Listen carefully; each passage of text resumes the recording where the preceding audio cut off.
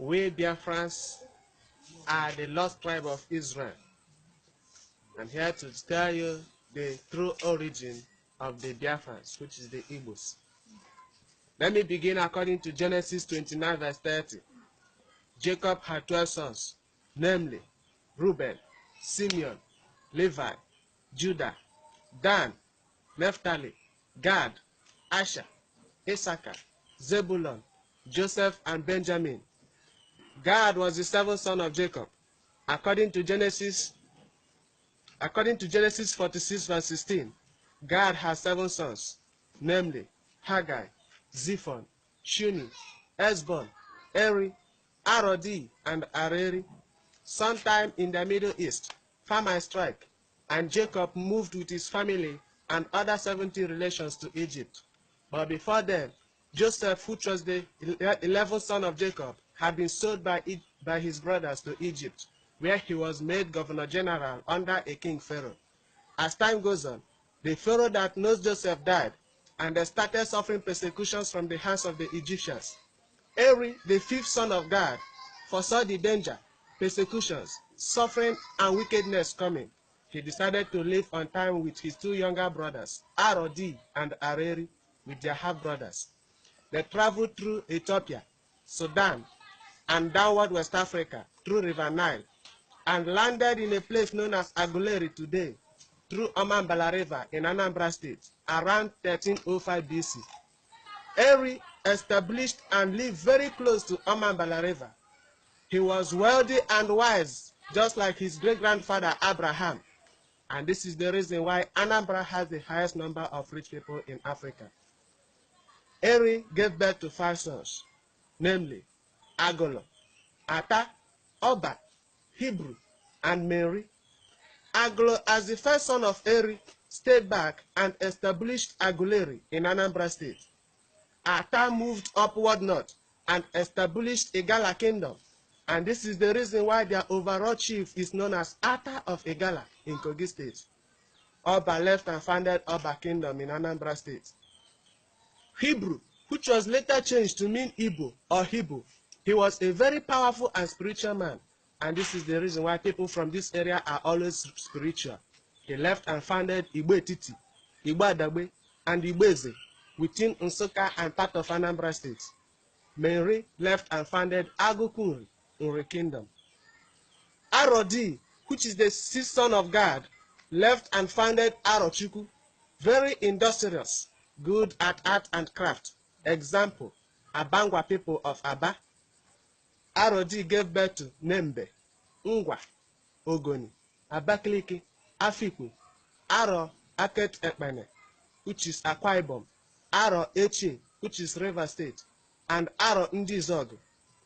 During slave trade, Aro spreaded all over the world, America, Brazil, and Cuba. And Aro festival is always been celebrated in Cuba till today. Areri, which is the 7th son of God, was a man with a lot of wisdom. The native tongue of his descendants is what you have today as Central Igbo. People from this area has the highest number of graduates and professors in Igbo land.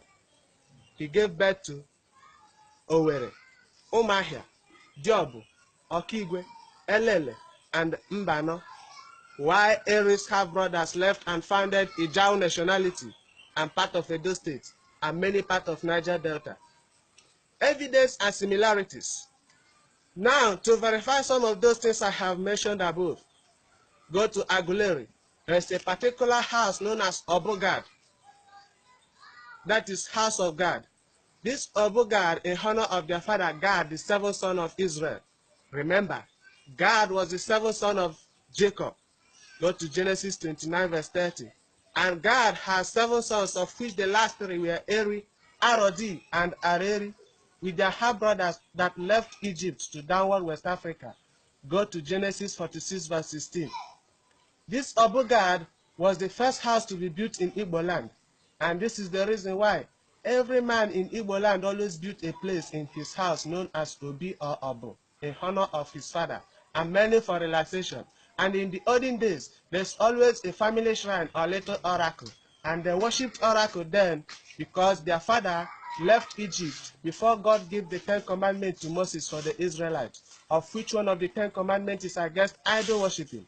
Even though modern day Igbos built Obi or Obo as outside bar without any shrine, while some Christians don't build Obi anymore because of their belief.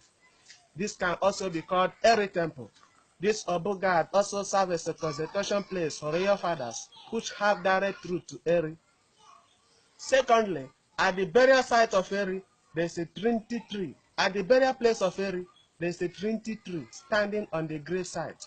These are 3 trees, but are strongly united and connected by a single taproot. Ada means first daughter in Israel. Go to Genesis chapter 4, verse 19 and 20, and it means the same thing in Igbo language. When an Igbo man is making opinion in public gathering, he will shout Igbo Queen, and the people will respond by saying Yah. Yah is a short form of Yahweh. Yahweh is the name of Jewish God. The Israelites manufacture 80% of world weapons and 70% of USA weapons, just like the Igbos manufacture 80% of the weapons used during Biafra war, of which no African nation had ever done. The Igbos were only defeated due to hunger policy. By now, we should have been manufacturing war weapons for Africa, and no country should have gone outside Africa to purchase war weapons to fight insurgency, if not for the bad policy of Nigeria.